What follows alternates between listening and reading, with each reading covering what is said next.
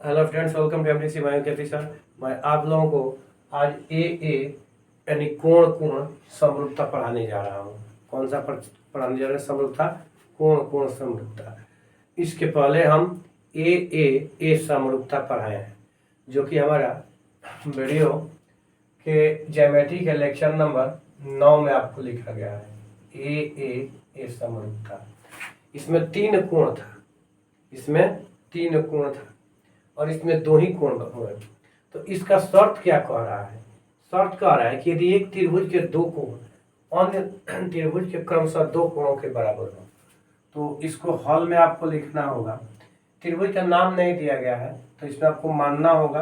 त्रिभुज मान लीजिए पहले मैंने बना दिया, और इसके बाद में इसका नाम लिख दूंगा। आप सब भी इसका नाम लिख सकते हैं पहले बना करके, ABC और DEF।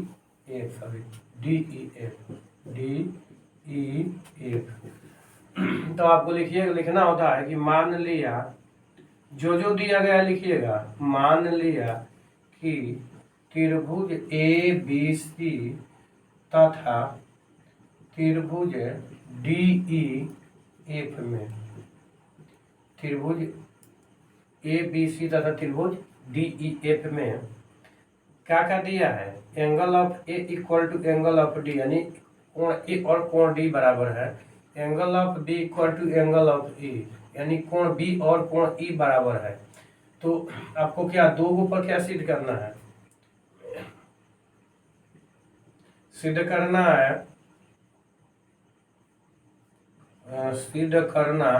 है कि त्रिभुज ABC समरूप त्रिभुज DEF, यही आपको सिद्ध करना है कि त्रिभुज समरूप होगा।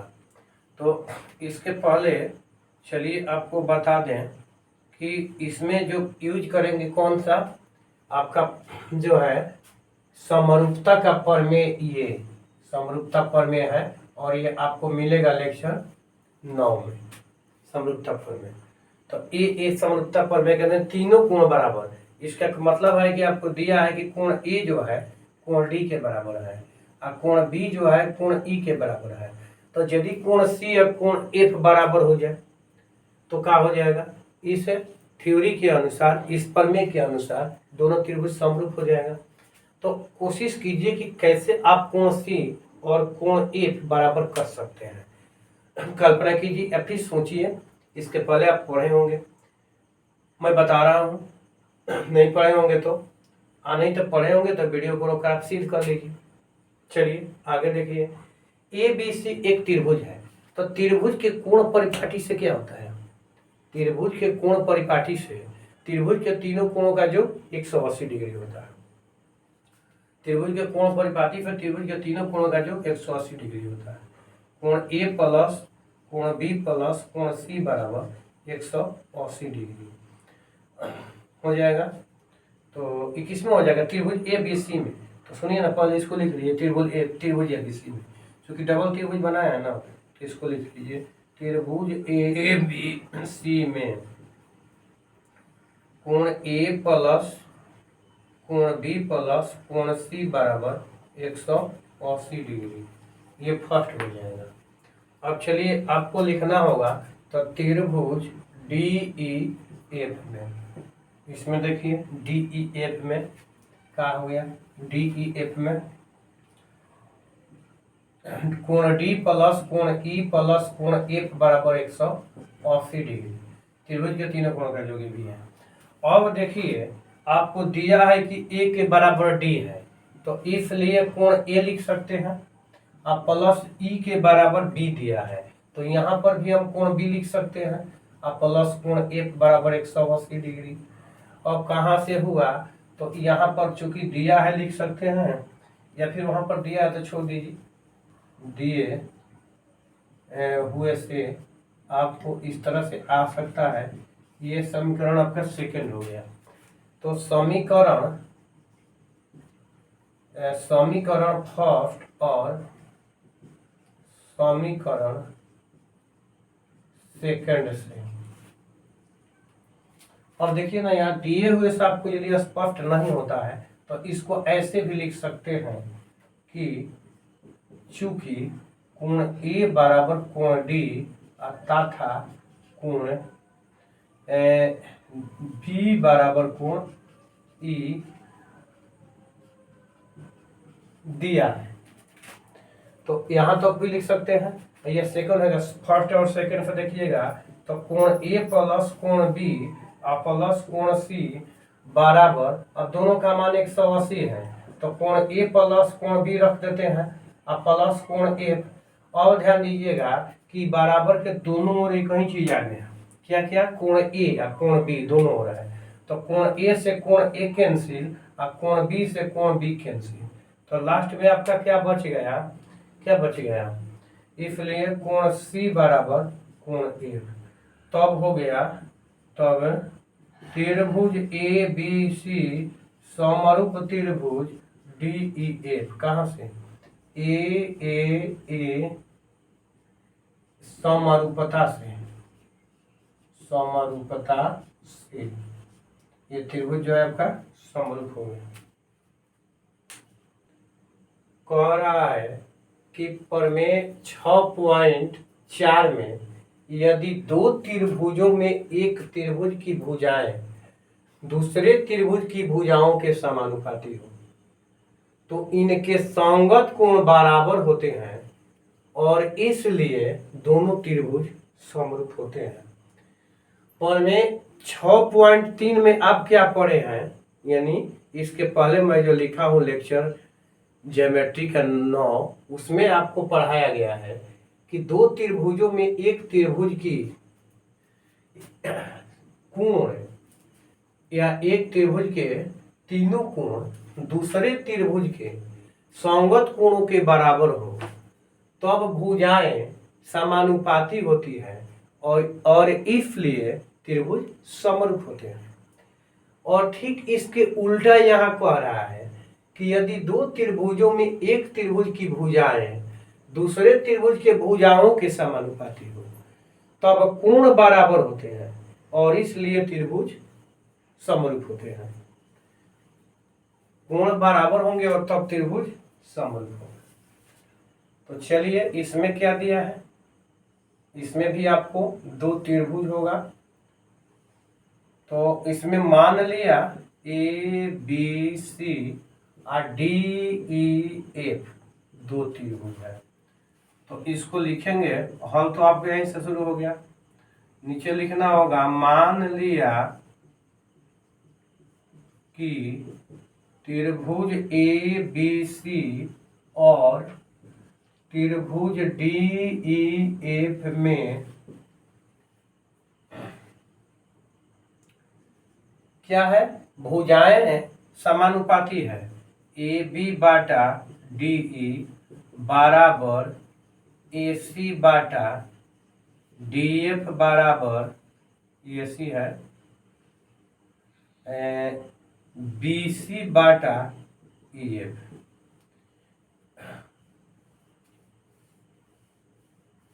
तो में इतना है, तो सिद्ध करना है, सिद्ध करना है कोण ए बराबर कोण डी, कोण बी बराबर कोण ई तथा कोण सी बराबर कोण एफ, इसलिए त्रिभुज ए बी सी समरूप त्रिभुज डी ई एफ, यही आपको सिद्ध करना है। तो ऐसा सिद्ध करने के लिए क्या करना होगा, बनावट लेना होगा, बनावट। पिछले वीडियो में भी मैं आप लोगों को बनावट लेने के लिए बोला था कि या तो इसको इस पर रखिए या तो फिर इसको इस पर रखिए, यानी ए बी सी को या तो डी ई एफ पर रखिए या डी ई एफ को ए बी सी पर रखिए, तो आपका हो जाएगा। तो मान लिया तो बनावट में हो जाएगा ए बी बराबर क्या लिख रहे, डी पी, ए बी बराबर डी पी डी ई में तथा ए सी बराबर डी क्यू डी एफ में काट लिया, तो अब अभी काटे नहीं है, मान लिया तो चलिए काटिए, जब मान लिया तो काटिए। इसमें क्या करना है आपको P, और इसमें क्या करना है Q, और इसके बाद इसको मिला देंगे। अब का लिखेंगे काट लिया, PQ को मिलाया, PQ को मिलाया। अब चलिए प्रमाण में आइए,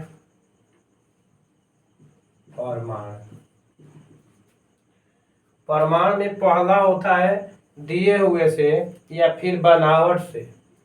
तो आपको दिया क्या है, दिया है कि AB बाटा DE, AB बाटा DE बराबर AC बाटा DF, BC बाटा EF भी दिया है, तो लिख सकते हैं, नहीं तो छोड़ सकते हैं, बाद में लिख लीजिएगा। 2 को भी लेकर चल सकते हैं, 3 को भी लेकर चल सकते हैं। तो चलिए इसके बाद देखिए, ये तो दिए हुए से हो गया। अब बनावट में है AB बराबर क्या DP, ध्यान दीजिए, क्योंकि आपको ध्यान देने के लिए मैं यहाँ दिखा रहा हूँ कि AB बराबर DP है और यहाँ AB है। तो AB या DP यदि दोनों बराबर है, AB या DP दोनों बराबर है, तो AB के स्थान पर DP लिख सकते हैं, इसलिए DP बाटा DE बराबर। अब इसी तरह से AC बराबर DQ है, AC बराबर DQ है, तो AC को हटाकर और यहाँ हम DQ लिख सकते हैं।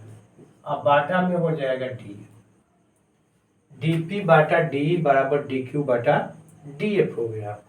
कोई प्रॉब्लम? हमको तो नहीं लगता है कि आप लोगों को कोई प्रॉब्लम होगा। चलिए अब DP बाटा DE और DQ बाटा DF, इसका मतलब है कि थेल्स प्रमेय आप पढ़े हैं, नहीं पढ़े हैं तो थेल्स प्रमेय वाला वीडियो देख लीजिए। थेल्स प्रमेय में पढ़े हैं कि ये जो है समान अनुपात में है, DP बाटा DE और DQ बाटा DF, यानी DE और DA और दो बिंदु इस प्रकार P और Q है कि DE तथा DF को समान अनुपात में बांट रही है। तो यदि ऐसा होता है तो थेल्स प्रमेय का विलोम कहता है कि दोनों रेखाएं समानांतर होंगी। थेल्स प्रमेय का विलोम कहता है कि दोनों रेखाएं समानांतर होंगी। तो इसमें आपका हो जाएगा PQ पैरेलल EF, क्या होगा PQ पैरेलल EF। अब जब PQ पैरेलल EF हो गया, PQ पैरेलल EF हो गया, तो ये एंगल और ये एंगल इक्वल होगा, क्योंकि ये दोनों एंगल जो है कौन सा कोण कहलाएंगे, संगत कोण कहलाएंगे। कौन सा कोण कहलाएंगे, संगत कोण कहलाएंगे। तो जब रेखा समानांतर होती है तो संगत कोण बराबर होते हैं, रेखा समानांतर होती है तो संगत कोण बराबर होते हैं। इधर से भी ये हो जाएगा DQP बराबर कोण DFE, ये आपको हो गया संगत कोण बराबर होते हैं। अब चलिए अब ठहरिए, देखिए ये तो आपको संगत कोण बराबर हो गया, संगत कोण बराबर हो गया। घबराइए मत, आगे बढ़िए। देखिए अब जो है त्रिभुज DPQ और त्रिभुज DEF में DPQ और DEF में क्या होगा, देखिए इसमें क्या होगा, ध्यान दीजिए। ये दोनों त्रिभुज में D तो एपियर है, D जो है आपका एंगल D होगा। क्यों होगा कि दोनों शामिल है, ऊपर देखिए यहीं पर क्या लिखा है, डी पी क्यू। अब बराबर हो गया कोण ई, यानी कोण हो गया डी ई एफ। उसी तरह से डी क्यू पी बराबर आपका हो गया कोण डी एफ ई। अब हो गया, क्या हो गया, त्रिभुज डी पी क्यू समरूप त्रिभुज डी ई एफ। चलिए चलिए देखिए, अब तो ये समरूप हुआ, डी पी क्यू और डी ई एफ हो गया है आपके समरूप। कहिए क्या समरूप करना है ए बी सी और डी ई एफ। ठहरिए ठहरिए, वो भी हो जाएगा, थोड़ा सब्र कीजिए। अब डी पी क्यू और ए बी सी में तुलना कीजिए। चूंकि पहले तो यहाँ समरूप हो गया है, तो समरूप हो गया है तो इसका मतलब है कि तो दो तो कोण बराबर था तो संगत हो गया। और जब ही समरूप हुआ तो संगत भुजाएं आनुपातिक हो जाएंगी। समरूप हुआ तो संगत भुजाएं आनुपातिक हो जाएंगी, यानी आपको लिख सकते हैं डी पी बाटा डी आप बराबर, बेचारा बच गया था पी क्यू, आप पी क्यू बाटा ई है, पी क्यू बाटा ई पे ना होगा जी, पी क्यू बाटा ई है। अब देखिए ठहरिए ठहरिए ठहरिए ठहरिए, डी पी बाटा डी ई ये हुआ यहाँ, यहाँ हुआ सेकेंड डी पी बाटा डी ई। अब जब दोनों को मिलाएंगे तो क्या हो गया, हो गया आपका डी पी बाटा डी बराबर में डी क्यू बाटा डी एफ। बराबर में क्या हो गया, पी क्यू बाटा ई एफ। ये हो गया, ये बराबर हो गया। अब ध्यान दीजिएगा, इसमें एक चीज और आपको मिलेगा कि जब ये बराबर हो गया तो इसकी भुजा जो है अनुपातिक कैसे हो जाएगी, तो डीपी का मान रखिएगा तो ए बी हो जाएगा, डीपी का मान रखिएगा तो ए बी हो जाएगा, डीपी का मान रखिएगा तो कितना होगा, ए बी हो जाएगा, जो कि आपको दिया है अनुपात में। तो एक चीज ध्यान दीजिए, डीपी बाटा डीई इसका मान रखिएगा तो डीपी बाटा डीई बराबर, चलिए इसको थोड़ा सा चेंजिंग कर दीजिए, नहीं आएगा तो, चूंकि दूसरा सिद्ध हो रहा है फिर यहीं आने वाला है। तो डीपी यहाँ से देखिए, डीपी बराबर हो जाएगा ए बी, तो ए बी बाटा डीई हो जाएगा ए बी बाटा डीई बराबर पी क्यू बाटा ई एफ, पी क्यू बाटा ई एफ। दिया है ए बी बाटा डीई बराबर बी सी बाटा ई एफ, तो इसको भी मान सकते हैं थ्री, इसको मानिए थ्री ना, नहीं तो इसी को थ्री मानिए, इधर दिख रहा है। तो चलिए यदि यहाँ से आ जाएगा आप लोगों को ए बी बाटा डी बराबर क्या हो जाएगा, ए बी बाटा डी बराबर बी सी बाटा ई एफ, बी सी बाटा ई एफ। तो दोनों का आप तुलना कीजिए, कंपैरिजन कीजिए, तो आपका आ जाएगा क्या, ध्यान दीजिएगा, आपका यहाँ से आ जाएगा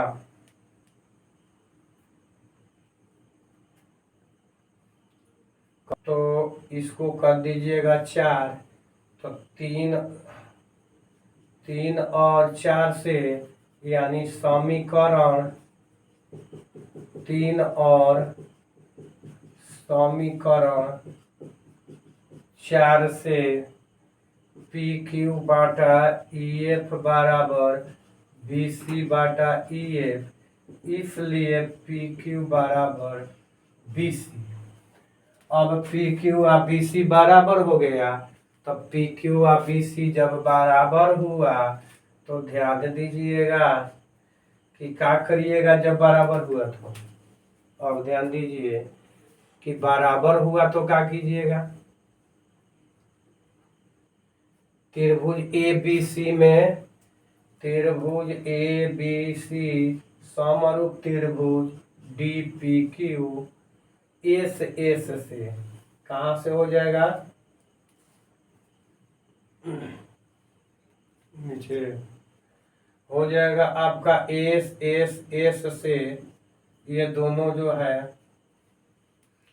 सर्वांग सम हो जाएगा, तो संगत कोण बराबर हो जाएंगे जब दोनों सर्वांग सम हो जाएगा तो।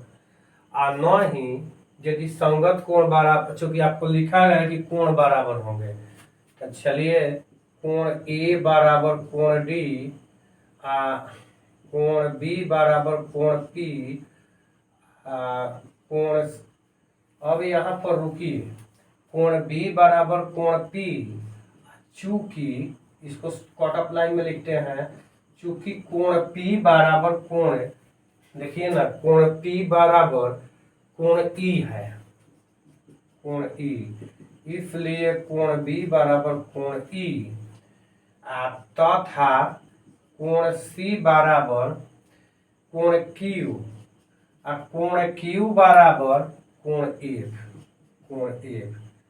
तो अब क्या होगा कि हो गया, यही आपको प्रूव करना था कि ए बराबर कोण डी, तो देखिए ए बराबर कोण डी आपका आ गया, ए बराबर कोण डी, बी बराबर कोण ई, तो बी बराबर कोण ई भी आपको आ गया, कोण सी बराबर कोण एफ, तो इसलिए त्रिभुज ए बी सी समरूप त्रिभुज डी ई एफ, समरूप त्रिभुज डी ई एफ, ये हो गया ना कि समरूप हो गया। अब चलिए आप इसका यूज नहीं किए हैं तो इसको हटा भी सकते हैं, नहीं छोड़िए दीजिए, बनाया तो काहे लिए हटाइएगा, यूज नहीं हुआ है, हालांकि वन का यूज यहीं तक सीमित है, तो कि आपको यहीं तक छोड़ दिया गया है। इसके बाद में आप यहाँ से बना दिए। अब तो लगता है कि थोड़ा लंबा है, तो समझने के लिए तो लंबा आपको करना ही पड़ेगा, और नहीं तो यदि आप चाहेंगे कि समझ गए हैं तो यहाँ इसको लिख दीजिएगा और इसको लिख दीजिएगा, ये जो है आप डायरेक्ट इसको लिख दीजिए, तो इतना आपका कट जाएगा। यदि मैं आपको जब इम्पॉर्टेंट क्वेश्चन के समय ऐसा नहीं होगा कि लंबा आपको दूंगा, क्योंकि अभी थ्योरी है, तो स्टार्टिंग थ्योरी मैं जानबूझकर थोड़ा लंबा वीडियो में ले जाता हूँ, और ऑफलाइन भी थोड़ा ज़्यादा लंबा ले जाता हूँ, ताकि आप लोगों को समझने में कोई दिक्कत ना हो। और इसके बाद जब मैं आपको सेट बनवाऊंगा तो इस तरह से लंबा नहीं होगा, आपका सेट बिल्कुल छोटा होने लगेगा, क्योंकि समझा कर कटौती कर दिया जाता है। अभी तो समझना था, इसलिए इसको लंबा किया गया। तो चलिए मिलते हैं आपसे नेक्स्ट वीडियो में।